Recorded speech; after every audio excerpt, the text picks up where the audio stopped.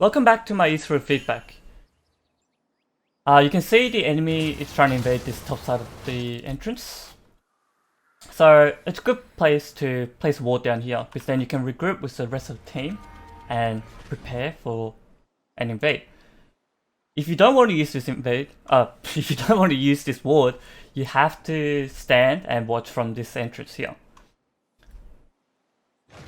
which is what I normally recommend. However, the problem with this play is that you're standing in front of the red pit.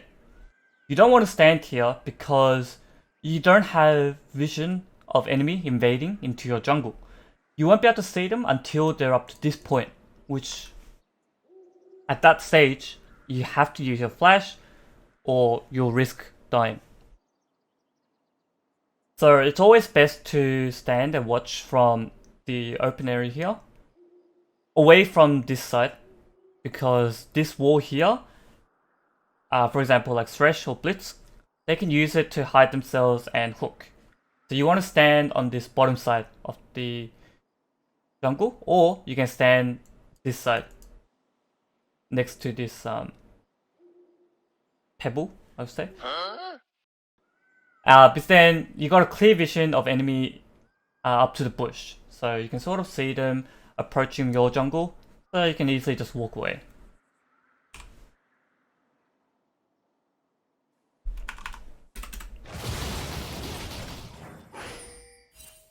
First, we need to talk about the matchup. Nami and Jhin will have to play around with their stuns, with their CC. Jhin have to use his W, and Nami will have to use her Q. And as soon as they land those stuns or CC, they focus you down, just like this. Vel'Kovs on Ezreal, on the other hand, have to use their long range, non-targeting skills like their Q. Vel'Kovs have W as well, and E to poke enemy champion down, so that they can't, come step forward to engage onto you.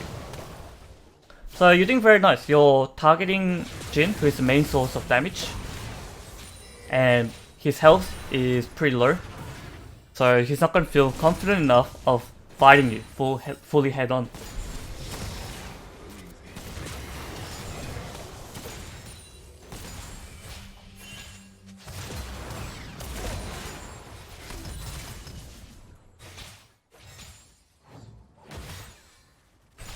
Okay, and now this is where Jhin makes a mistake. Jhin is away from the minions, so you have a clear vision on him. The minions can't get in your way of your skill shots. Vel'Koz lands his Q, so Jhin is slowed, which means you have a better chance at hitting him. Vel'Koz unfortunately misses his E or W, but that's fine. You use your Ignite, and a bit unlucky not to get that kill, but very good attempt. You saw that opportunity, you took it. That is very good. And it's very good to stop the recall here, because the wave isn't fully shoved in. Jhin is lower on health, very low on health, and Nami will have to use her W to heal him up. That's fine, because Nami will have to use her mana, which means she can't use her Q like she used to. Very good call to fully shove the wave in before recalling. Obviously you can stay around for one more wave and siege on the turret if Graves was heading boss side, because then even if Elise arrives with Jhin on low on health, and so you have the bottom advantage and equal number of players, so obviously you're expected to win. However, because he was heading top, it's a good call to back. But this is where you make the first mistake. You fully shove the wave in, so for the enemy to match your recall, they try to shove the wave, but they did not. We can roll back a little bit to show it. You can see the enemy is trying to push this wave, and then they recall, but they don't shove this wave in.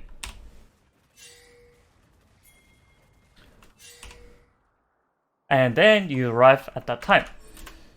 So you only missed out on, I think, 2 minions here. So enemy pretty much, disadvantage themselves on their own play. But you have the chance to punish them further beyond that.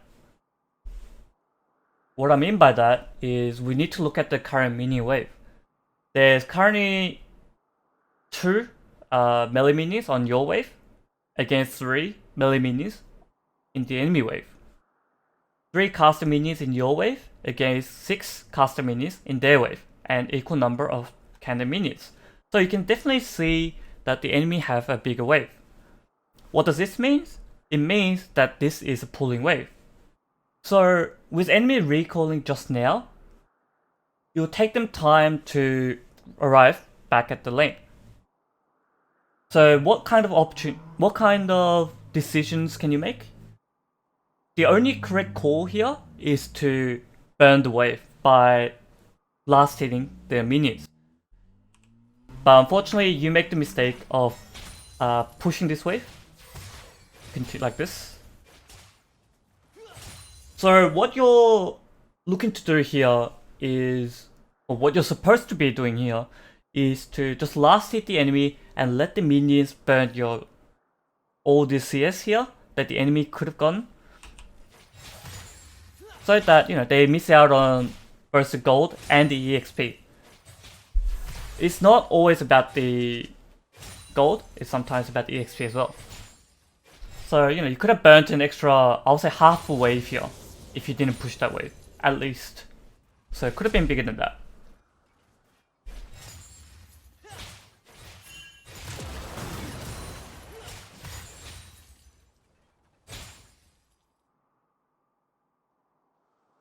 And this is the next one.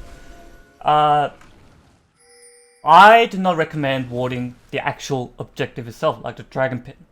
The reason why is it provides very limited information. Buying a control ward as ADC is lovely from support point of view, but this ward is practically pointless. All it tells you is that enemy is whether getting the dragon or not. It's not providing information how the jungler is moving, where the jungler is at, whether they're coming after you. It doesn't provide any information.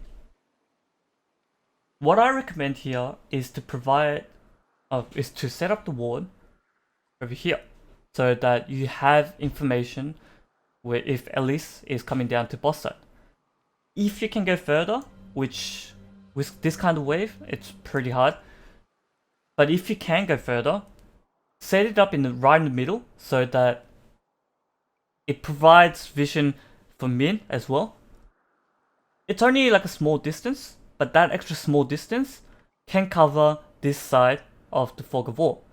If you place a ward here, you'll realize there's fog of war here, so that enemy jungler can sneak past your ward into min without getting spotted by your ward. But if you place it right in the middle, it covers that area, so min have one less exit, enemy jungle exit, to worry about. And this ward turns out to be fatal. I'll show you in a bit of a moment. You can see Graves used whatever that fruit is called, the vision fruit. It's a bit of a waste here because you went up there to check for vision just then. It would have been better if he scanned it this way, but unfortunately, yeah, it's a bit of a waste. But it's low healer, it happens. So you fully shove the wave in, and you don't know where enemy jungler is, so you should back away. But Elise arrives at that point, like just as you're stepping back. I'll need to roll back a little bit just to prove how close this one was. Alright, we'll go back to Elise's point of view. And Graves used his scanner, you can see it here, and it just goes past Elise by like 1 extra second. If Graves activated that 1 second later, she would have been spotted. But she would have also been spotted if you placed your ward here. So this ward could have been the fatal information, but unfortunately, because it went a bit of a waste, you lose Falco's life here, and your flash. And you're stepping back too much here. You can see Graves is guarding this side of the jungle, it's warded. Elise doesn't have a way into your jungle, so you don't need to back away this much. It's extra 2-3 seconds that you can cut, and those few extra seconds always add up in the end. It can result in whether you being involved in a team fight. It's crucial to always minimize your time wasted. So always keep that in mind. Always think about where the enemy is. So we'll need to watch from here. Jin is on his own. Oh, Nami is in the bush. But he gets sniped, so good wave. Good kill. Now this is where you make the mistake. Let's look at this wave. It's fresh wave against fresh wave of the enemy wave. Okay, now that sounded a bit weird. Both your wave and the enemy wave is fresh, but same number of minions, but you have to look at their position. Enemy minion wave is already lined up. They're ready to focus your wave down. So as soon as they engage like this, they're going to engage onto this first melee minion, which means they'll burn through your minions faster. It's obviously if you have like 5 different champions, focusing one champion down at a time, they'll burn through enemy champions faster than when it's spread out, when the damage is spread out. Obviously, the reason why is that they'll be without that extra damage. The minion that dies won't be able to do that damage. So this is a pulling wave. You can recall here, and it'll be a slow pulling wave, so you'll be able to manage to get back into lane before enemy fully shoves it in. It's okay decision to push this wave because Jin is dead. You want to maximize your profit, which is a good choice, but you do not check Nami stopping this wave. You have to poke it down to force it away from this wave. But because you didn't and you backed, the minion is now stuck. It's frozen and it's baiting your wave. Always make sure you fully shove it in or create a slow pulling wave before recalling. Alright, let's move on to the next play. This one starts with Graves. Elise jumps onto Graves here. She invaded through the gap in the ward here, over on this side. So it's always, as support, you always want to set up a ward like here, when you have the Mountain Drake set up. Because then, with this ward here, you can't see past that rock. So you want to place it beyond that rock so that you have vision on both sides of the jungle. But Elise uses that vision well and sneaks into your jungle just as you're returning to mid and focus Graves down.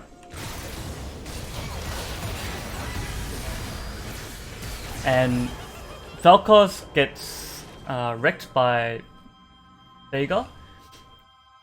Obviously, you can see that Jin and Nami is pretty far away. Set and Rumble is together in mid.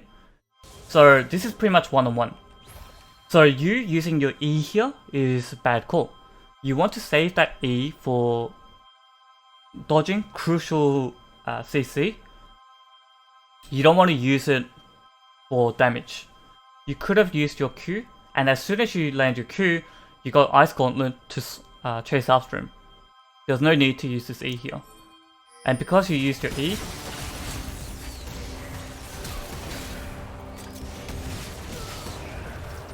yeah, that happens. It's a bit unfortunate. If you landed your E, you could have finished him off, but always try to save your E for dodging instead of damage purposes. Okay, on to the next play. The dragon is up, and as you can see, enemy has 3 dragons against your 2. So this is a dragon soul for the enemy team. So they are desperate to get this. However, there is something that they're forgetting. They have 1 less player. They lost 2 from the last fight, and you only lost 1. So it's 3 on 4. So they do not have to call. They do not have the right to demand whether this dragon is theirs or not. So as soon as they use the CC, like Vegas E, you have to engage onto them. Use your slow, you have to look for a fight. And you poke Vega down, so this is pretty much guaranteed win if you start a fight here. So going for dragon is okay call up to this point, but as Ezreal, you should be positioning yourself around here. Away from this side, obviously. Away from this rock, because then enemy can land their CC from out of vision. So, but you want to stand next to this rock so that you can at least see some of this vision over here. But by positioning yourself on this side, you don't have vision of the enemy team. The reason why I say you have to position that way is because you're the one with E to dodge enemy CC. If Vel'Koz or Graves goes there, they can be trapped inside Vegas E, and they'll be forced to use their flash. But as soon as enemy steps forward, obviously Zed is making a huge mistake here. I don't know what he's trying to do. Please let me know if you have any idea what he's trying to do. Zed should be here looking for a team fight. If he wanted to take that kind of position, he will have to just went around instead of clearing vision over here. But as soon as enemy steps forward, you have to look for a fight. You can't be going for the dragon. The reason why is because Vel'Koz is still low on health, so this is still a winnable fight. Even though it's you have support on both sides, Vel'Koz have more damage than Nami. So this is pretty much 3 carries against 2 and a support. So you should be able to win this without a problem. But if you go for a dragon here, you can drag the dragon out. So let's say dragon is over here, right in the middle. You're pretty much just going for a 50-50. You're looking for the jungler to win the smite, which obviously in this kind of situation you don't want, because you will likely win the team fight. So you need to turn onto the enemy team as soon as they step forward like this. See how that one ult just scratched them and now they're almost dead? So you should always be looking for a fight.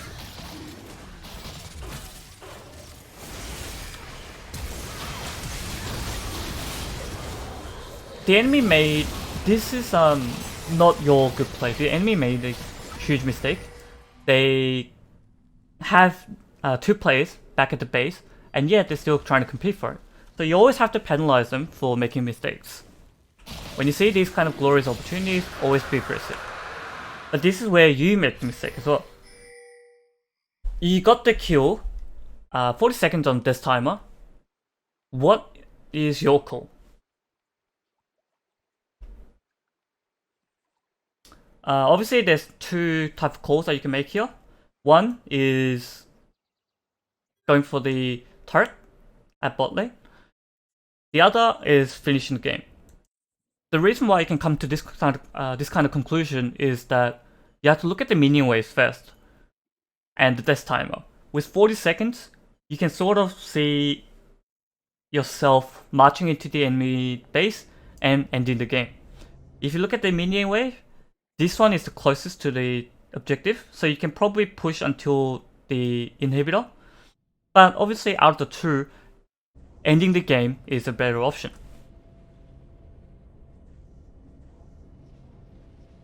But this is where you make a mistake. Can you see what you did wrong here?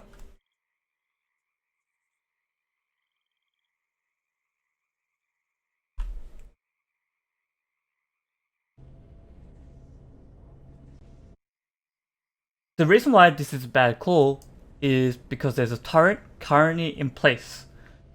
In order to take down a turret, you need to have minions next to you. And this wave is being cleared by enemy team, and the turret is still there, so that's a big no. The only wave that you can drag in to enemy base quick enough is mid. So you need to rush mid, push this wave, bring the wave forward, and siege onto the enemy nexus. But by going this route, you're not going to be pushing the wave fast enough, and you're practically just wasting time here.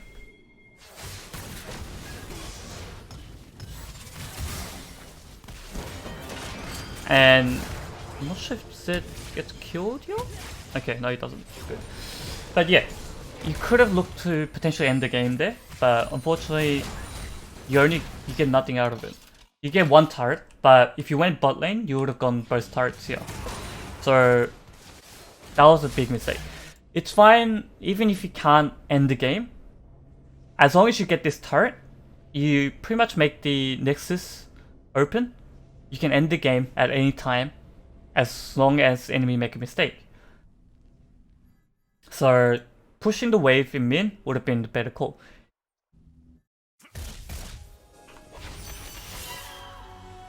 And what happened is that when you have both turrets gone, obviously you can always backdoor. And even a slight mistake, like cutting off one or two enemy plays, will result in game finishing. There's no way enemy can defend this without the turret, with a man or two down. So when you win a team fight, always look at the minimap. That's the first thing you have to do when you win the team fight. You have to look at the mini wave. You have to look at the objectives that you can take. And you have to rank them by their worth. So in this case, ending the game is the correct call.